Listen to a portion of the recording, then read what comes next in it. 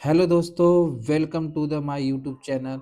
और आज हम मैक्सिमो टूल्स के बारे में कुछ ओवरव्यू एंड उसके बेसिक कॉन्फ़िगरेशन प्रैक्टिकली करेंगे।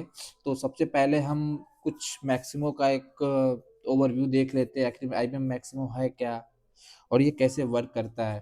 तो बेसिकली जो मैक्सिमो टूल्स है, यह एक आईबीएम के द्वारा डेवलप किया गया प्रोडक्ट है, या मान लो आप सॉफ्टवेयर मान लो। अभी करंटली जो मैक्सिमो का वर्जन चल रहा है वो 9.1 वर्जन चल रहा है, जिसको मैक्सिमो को अपग्रेड करके मास 9 1.2 कर दिया गया है। और वो अभी मास 9 1.2 बेसिकली क्लाउड नेटिव प्लेटफॉर्म हो गया है। ओके, तो बेसिकली पहले इसके हम कुछ ओवरव्यू देख लेते हैं। ये टूल्स करता क्या है? बेसिकली ये टूल्स एक तरह का Maximo is an enterprise asset management solution provide करता है।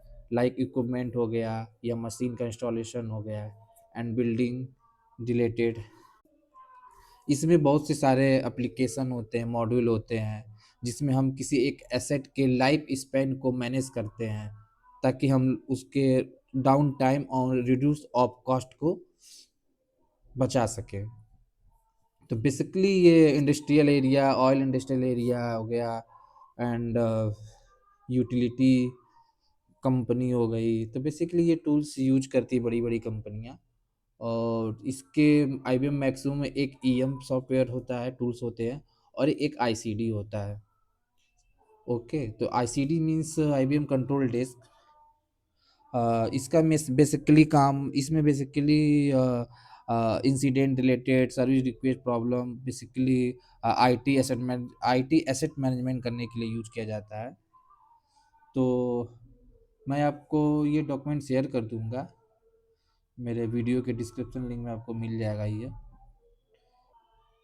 तो हम इसके बेसिक कॉन्फ़िगरेशन देख लेते हैं, क्या क्या चीज़ें होती हैं। देखिए, मैं स्क्रॉल डाउन कर रहा हूँ। देखिए, सबसे पहले ऑर्गेनाइजेशंस होते हैं। ऑर्गेनाइजेशन के बाद होते हैं सेट होते हैं। फिर item set, company set and currency code and clearing account and sites. ये जो मेन बेसिक कॉन्फ़िगरेशन है एक ऑर्गेनाइजेशन के लिए।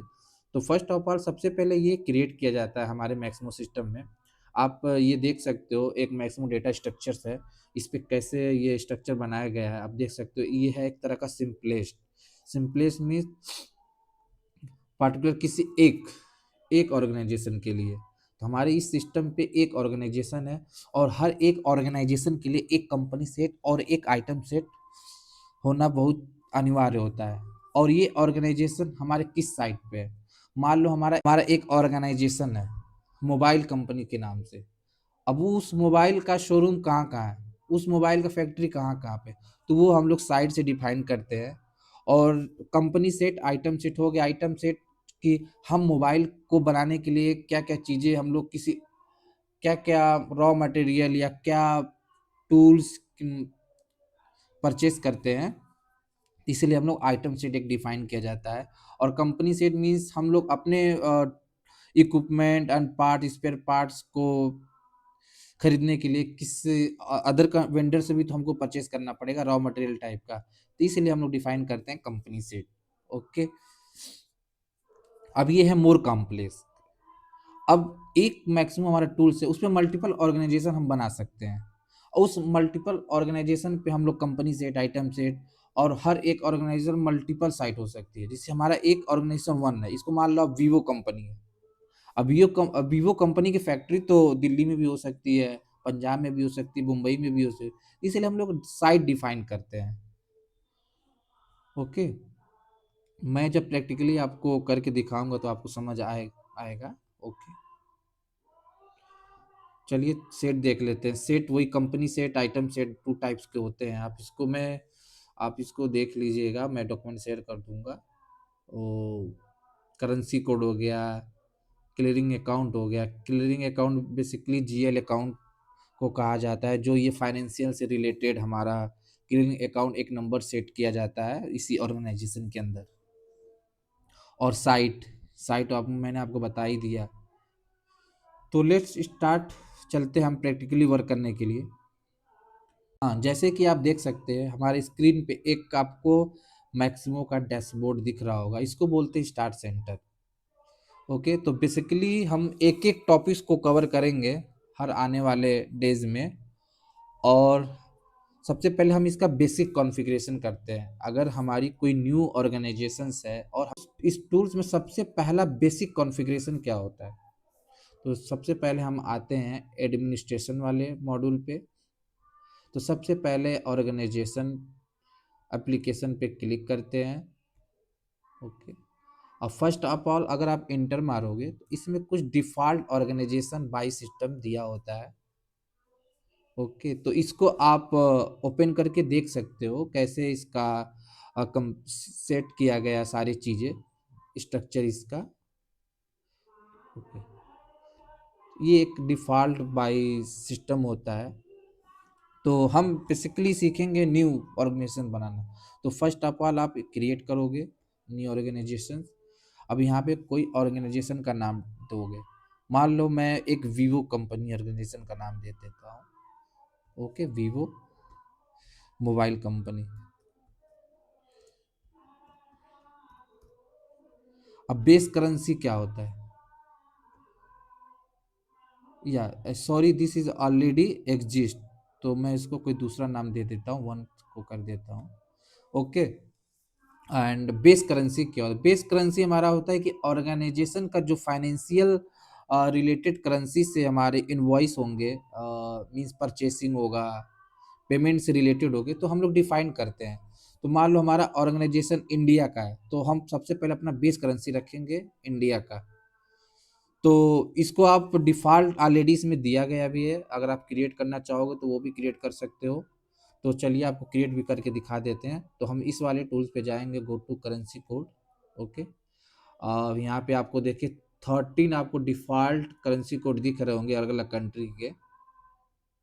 तो आप चाहोगे तो यहाँ से क्रिएट न्यू करके क्रिएट भी कर सकते हो। ओके, मान लो मैं क्रिएट करके दिखाता हूँ आपको। न्यू क्रिएट किया यहाँ पे, और करेंसी कोड मैं डाल देता हूँ INR। INR ऑलरेडी एग्जिस्ट कर रहा है, लेकिन मैं यहाँ पे 1 डाल दूंगा। ओके, और यहाँ पे लिख दूंगा इंडिया रुपीस। ओके, तो बेसिक बस ये आप करेंसी कोड का डिस्क्रिप्शन में नाम लिख दीजिए, फिर यहाँ पे आप कॉर्नर पे आइए, इसको सेव इट कर दीजिए। अब ये INR सेट हो गया और एक्टिव हो गया।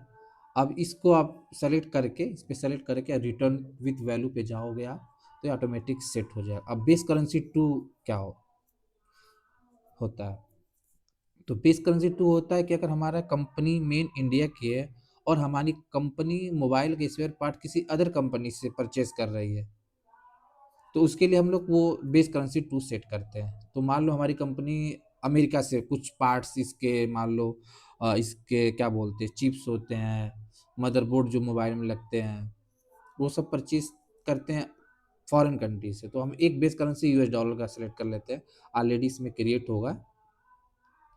इसको सेलेक्ट किए। हाँ, अब आ गया आइटम सेट और company set. Item set, company set बहुत ही ज़रूरी है। आप कभी भी कोई न्यू ऑर्गेनाइजेशन बनाओगे तो एक कंपनी सेट और एक आइटम सेट होना मस्ट बी नीड है, क्योंकि इसके बिना आप ऑर्गेनाइजेशन नहीं क्रिएट कर पाओगे, क्योंकि आपको रेट दिख रहा होगा रिक्वायर्ड है।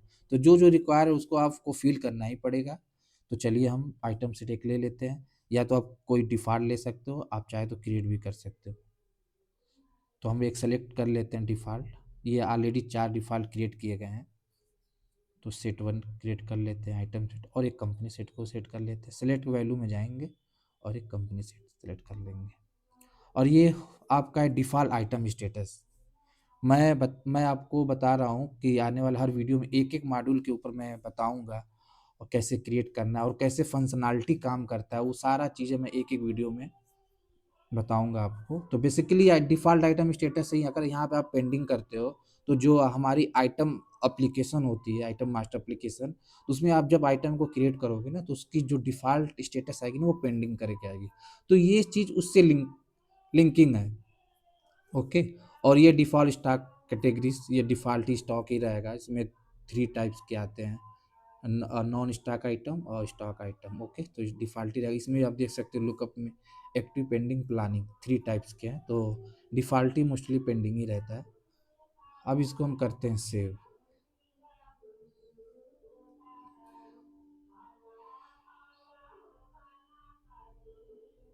अब सेव होने के बाद फाइनली एक चीज़ हमारा छूट रहा है, क्लियरिंग अकाउंट। अब क्लियरिंग अकाउंट बनाने के लिए मैं इसके लिए मैं एक सेपरेट वीडियो बनाऊंगा, क्योंकि ये एक अलग मॉड्यूल है और मैं इस मॉड्यूल के बारे में, एप्लीकेशन के बारे में सेपरेट एक वीडियो बना के डिस्कस करूंगा और कैसे क्रिएट होता है। बेसिकली आप जान लो क्लियरिंग अकाउंट में, आपको एक बार ओवरव्यू दे दे रहा हूँ।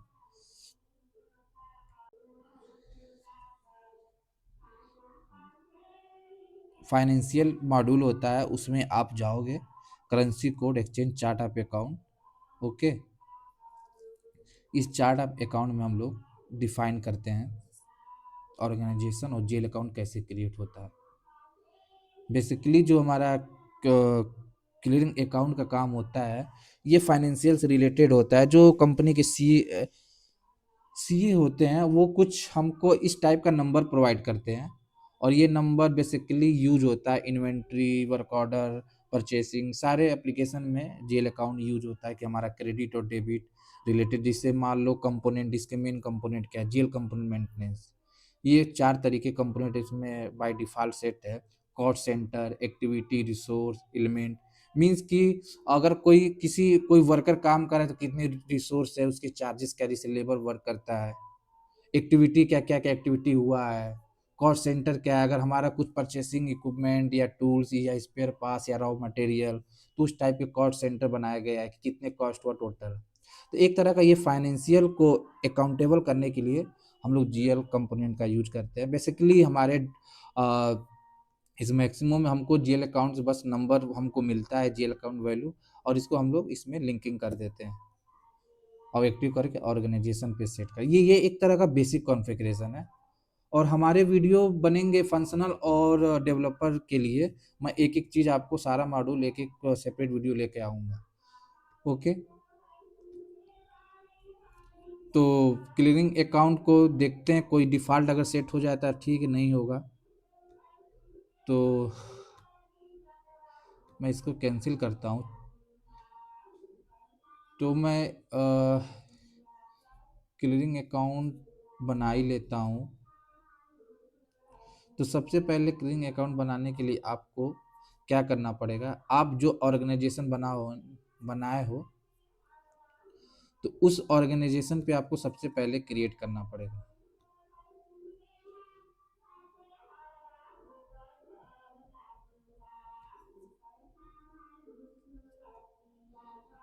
मान लो मैंने ये ऑर्गेनाइजेशन, इस पे क्लिक करके आपको क्या करना पड़ेगा, जीएल अकाउंट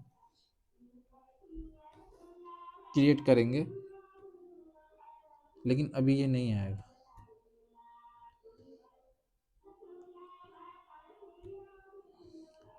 मैं अपने ऑर्गेनाइजेशन पे सेलेक्ट किया, जो ऑर्गेनाइजेशन क्रिएट किया हूँ, ओके। और उसके बाद मैं आता हूँ जीएल कंपोनेंट मेंटेनेंस पे, और मैं अब कंपोनेंट यूज करूँगा कि हमारा ऑर्गेनाइजेशन जो न्यू ऑर्गेनाइजेशन मैं बना रहा हूँ, उसमें कौन कौन से कंपोनेंट होंगे।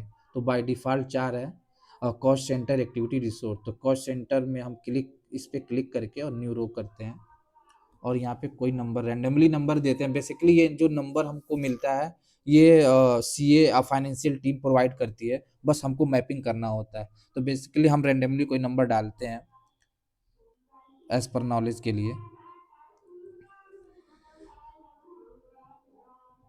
यहाँ पे वैल्यू डाल देते हैं कॉस्ट, कॉस्ट सेंटर, कुछ कुछ नंबर लेंगे।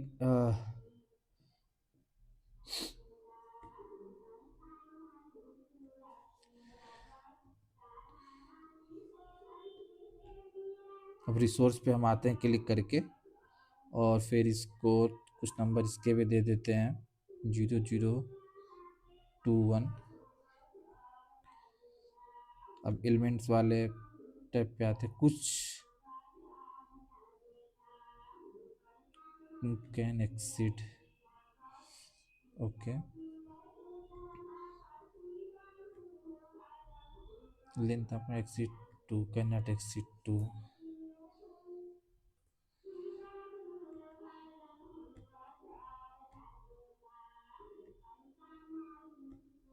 तो हमारे सारे वैल्यू फिल हो गए हैं इस कंपोनेंट में। अब मैं इसको ओके कर देता हूँ। अभी कुछ डिस्क्रिप्शन, ओ सॉरी, डिस्क्रिप्शन मैंने फिल नहीं किया है तो सॉरी, इसके डिस्क्रिप्शन डाल देते हैं एलिमेंट।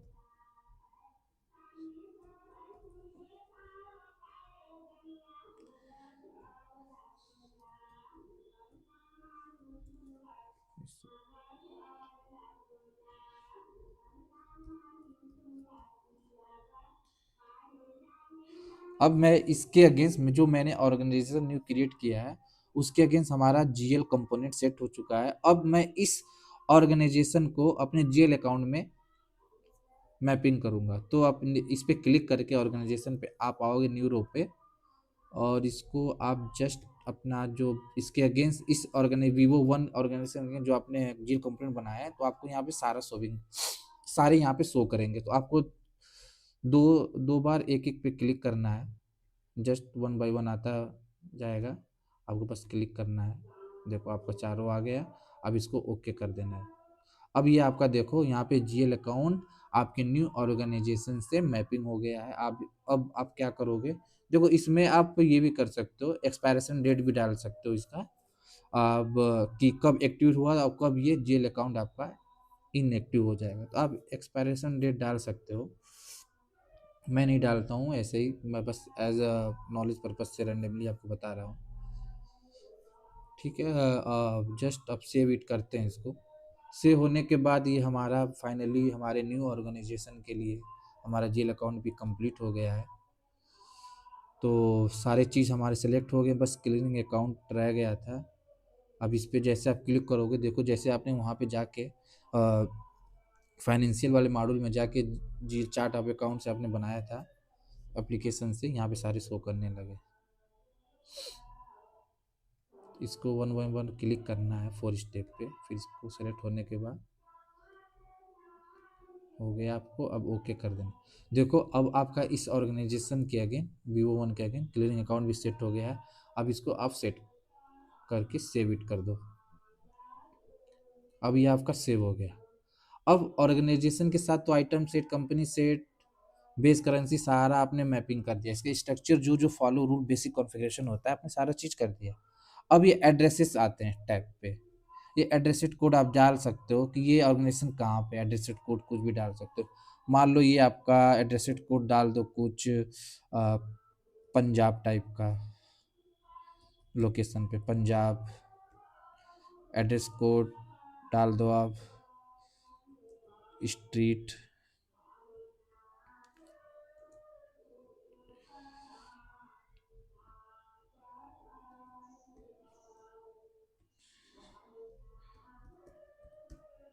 ये एज पर रिक्वायरमेंट के हिसाब से आप फिल कर सकते हो, किस स्टेट का है, पंजाब सब भर दो आप, पोस्टल कोड वहाँ का क्या है, सारा चीज़ फिल करने के बाद ये आपका सेव हो जाएगा। अब साइट पे आते हैं। अब साइट के बारे में आपको ऑलरेडी डिस्कस कर चुका हूँ। साइट क्या, बेसिकली वीवो वन एक ऑर्गेनाइजेशन है जो मोबाइल कंपनी है, अभी एक बहुत बड़ी कंपनी है। तो ये अब कंपनी जो मैन्युफैक्चरिंग मोबाइल करेगी, तो एक जगह किसी पार्टिकुलर लोकेशन पे तो करेगी नहीं। अगर एक जगह पे करेगी तो अगर मान लो इधर पंजाब में इसका फैक्ट्री है, तो अब इसको मुंबई साउथ साउथ में या किसी अलग स्टेट में भेजना हो, तो फिर वहाँ से जो ट्रांस ट्रेवल की ज़्यादा कॉस्ट अब ज़्यादा इसको आएगी। तो इसलिए साइट अलग अलग स्टेट में अपना मैन्युफैक्चरिंग डाल देती है, इसलिए साइट हम लोग डिफाइन कर देते हैं। तो साइट मान लो इसको भी मान लो एक है आपका दिल्ली में साइट, मतलब फैक्ट्री इसकी एक दिल्ली में हो गई, दिल्ली में काम चल रहा है। और एक हो गया आपका मुंबई में, मुंबई में सेलेक्ट कर लेते हैं,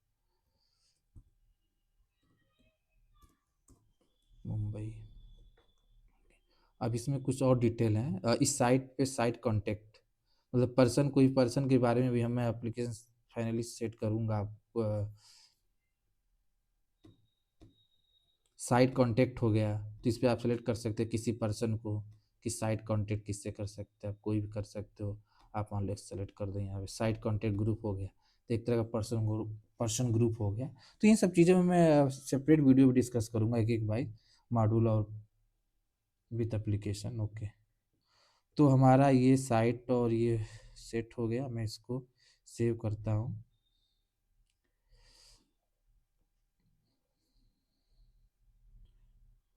तो फाइनली हमारा एक ऑर्गेनाइजेशन क्रिएट हो चुका है। ये जो, और मैं इसको एक्टिव भी कर सकते हैं, यहाँ पे इस साइट को एक्टिव कर दो कि हमारे इस साइट पे काम।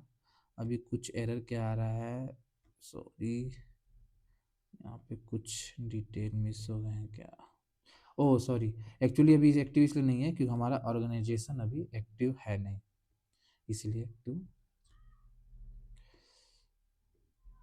इसको हम कट करते हैं, इसको से ओके। तो सबसे पहले हम अपने ऑर्गेनाइजेशन को एक्टिव करते हैं,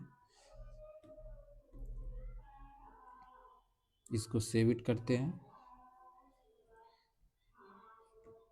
फिर साइट पे आते हैं, फिर इन दोनों साइट को एक्टिव कर देते हैं।